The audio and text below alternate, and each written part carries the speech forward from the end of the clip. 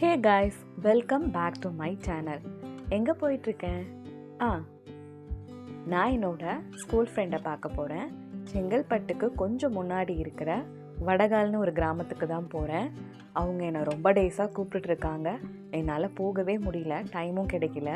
So இந்த time கண்டிப்பாக போயே ஆகணுன்ட்டு கிளம்பிட்டேன். சாட்டர்டே அப்படின்றதுனால ரொம்ப டிராஃபிக் இல்லை, ஸோ போயாச்சு. கரெக்டாக மஹேந்திரா சிட்டிலேருந்து ரைட் சைடில் தான் அவங்க வீடு இருக்குது. இவங்க என்னோடய ஸ்கூல் ஃப்ரெண்டு, ரொம்ப நாளாக கூப்பிட்டுட்டே இருக்காங்க. நம்மளை மதிக்கிறவங்கள நம்ம மதிக்கணும்ல, அதுக்காக கண்டிப்பாக நான் போகணும் அப்படின்ட்டு போகிறேன். ஆக்சுவலி அவங்க கொஞ்சம் ஸ்பெஷல் கூட. நானும் அவங்களும் ஹாஸ்டலில் படிக்கும் போது அவ்வளோ ஃப்ரெண்டெல்லாம் கிடையாது. ரீசெண்ட் டேஸாக என்னன்னா என்ன அப்படி இருந்துப்போம். ரீசெண்ட் டேஸாக என்னோடய நம்பர் கிடச்சி அவங்களே தான் பேச ஆரம்பித்தாங்க. இப்போ கிட்டத்தட்ட ஒரு 5 இயர்ஸாக என் கூட பேசிகிட்டு தான் இருக்காங்க. எப்பயுமே என்னை வீட்டுக்கு கூப்பிட்டுட்டே இருப்பாங்க, வாங்க சொல்லி. எனக்கும் அவங்கள போய் பார்க்கணும், அவங்களுக்கு எதனா பண்ணணும் ரொம்ப ஆசையாக இருக்கும். நாங்கள்லாம் ஹாஸ்டலில் ஒன்றா படித்தோம். என்னோடய ஸ்டோரிலாம் நிறைய இருக்குது, சொல்கிறேன். அவ்வளோதான், உங்கள் வீட்டுக்கு ரீச் ஆக போகிறோம். இந்த ரயில்வே கேட்டை கிராஸ் பண்ணி ஒரு 2 கிலோமீட்டர்ஸில் அவங்க வீடு வந்துடும். இது பார்த்திங்கன்னா ஒரு லேக்கு, மழை நிறைய இருக்கிறதுனால ஃபுல்லாக ரொம்ப இருந்தது. இது ஃபுல்லாகவே நிறைய நீர்க்கோழி இருந்தது. என்னால் கிட்ட எடுக்க முடியல, அந்த சைடு ரோடு இது. நீர்க்கோழி நிறைய தாமரை பூலாம் இருந்துச்சு. போகிற வழி ஃபுல்லாக நிறைய குரங்குங்க.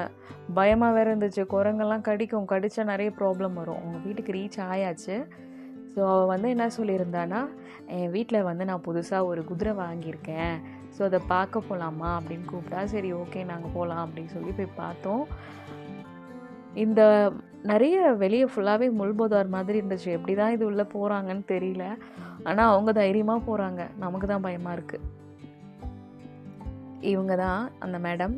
இந்த மேடம் காலில் 2 சைடும் கட்டு போட்டிருக்காங்க கயிறு வச்சு, ஏன்னா உதைப்பாங்களாம் கிட்ட போனால். அதனால் தொலைவாக இருந்தே வீடியோ எடுத்துக்கிட்டோம், கிட்ட போனால் எங்கே உதைக்க போகிறாங்கன்ட்டு. அதுக்கப்புறம் ஒரு கன்றுக்குட்டி இருந்தான். அவங்க அம்மா சாப்பிட்றதுக்கு புல்லு மேயறதுக்கு போயிருக்காங்க. ஸோ இவங்க சோகமாக படுத்துட்டு இருந்தாங்க. நல்லா இருந்துச்சுங்க அந்த ஊர், ரொம்ப அமைதியாக, எந்த டிஸ்டர்பன்ஸுமே இல்லாமல், பொல்யூஷன் ஃப்ரீயாக இருந்தது. போகிற வழியெல்லாம் குரங்காக இருந்தது. ஒரு வழியாக அவளை பார்த்துட்டு கிளம்பியாச்சு. கிளம்பும் போது அவங்க அம்மா அவ்வளோ திங்ஸ் கொடுத்து அனுப்புனாங்க எனக்கு. உண்மையாகவே சொல்கிறேன், இவ்வளோ பாசமாக இருக்காங்க. அவங்களுக்கெல்லாம் நான் என்ன செய்ய போகிறேன்னு எனக்கே தெரியல. போகும்போது அவ்வளோ திங்ஸு. இப்போ ஒரு அம்மா வீட்டுக்கு போயிட்டு வந்தால் நம்ம பொண்ணுக்கு எவ்வளோ திங்ஸ் கொடுத்து அனுப்புவாங்க அம்மா, அதே மாதிரிங்க. ஆனால் எனக்கு அவங்க சொந்தக்காரங்க கூட கிடையாது, ஃப்ரெண்டு தான். பார்த்துக்கங்க, இந்த ஒரு காலத்தில் இப்படியும் ஒரு ஃப்ரெண்டு இருக்காங்க எனக்கு. ஸோ அவங்கள பார்த்துட்டு ஜாலியாக அப்படியே வந்தாச்சு வீட்டுக்கு.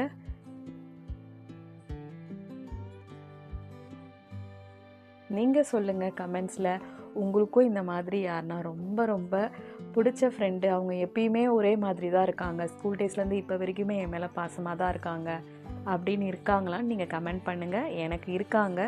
உண்மையாகவே கடவுள் எனக்கு கொடுத்த கிஃப்ட்டு தான் என்னோடய ஃப்ரெண்ட்ஸு. எப்பயும் சொல்கிறேன், என் ஃபேமிலியும் என் ஃப்ரெண்ட்ஸும் தான் எனக்கு கடவுள் கொடுத்த மிகப்பெரிய சொத்து.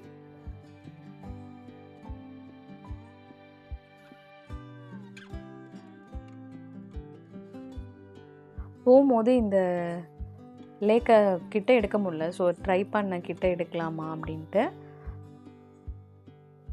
ஸோ ரன்னிங்கில் தான் அப்படியே எடுத்துகிட்டே வந்தோம். ஏன்னா அந்த ரோடு ரொம்ப சின்னதாக இருந்தது, அதனால். ஸோ ரிட்டன் வீட்டுக்கு கிளம்பியாச்சு. அவன் எனக்கு என்னெல்லாம் கொடுத்துருக்கான்னு காட்டுறேன் பாருங்கள். இது மிளகா எப்படியும் ஒரு 6 kg இருக்கும். வேர்க்கடலை காய வச்சு இது ஒரு 2 கிலோ கொடுத்துருப்பா. வேணா சொன்னால் கேட்கவே இல்லை அவங்க அம்மா. எடுத்துகிட்டு போமா நான் அப்படியே அவ்வளோ பாசம். இது எல்லாமே அவங்க வயலில் விளைஞ்சது. வீட்டில் நார்த்தங்காய் மரம் இருக்குதுன்னு சொன்னாங்க. ஸோ போன வருஷம் நார்த்தங்காயில் ஊறுகாய் போட்டிருக்காங்க, பழைய ஊறுகாய், செம்ம டேஸ்ட்டாக இருந்தது. இது நொய் அரிசி கொஞ்சம் கொடுத்துருந்தாங்க, ஒரு 2 kg மாதிரி. அப்புறம் அவங்க வீட்டு வாழை மரத்தில் காய், பூ இதையும் எடுத்து வச்சுருந்தா எனக்காக. இன்றைக்கி தாண்டி படித்தேன், எடுத்துகிட்டு போ அப்படி சொல்லிவிட்டு. கேழ்வரகு கொடுத்துருந்தாங்க. கேழ்வரகே ஒரு 6 kg இருக்குங்க. இதெல்லாம் அவங்க ₹1 கூட பைசா வாங்கிக்கல, எடுத்துகிட்டு போன்னு கொடுத்து அனுப்பிட்டுருக்காங்க.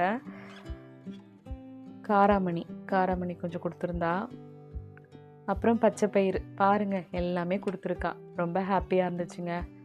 எப்படியும் ஒரு உள்ளங்கள் இருக்க தான் செய்கிறாங்க.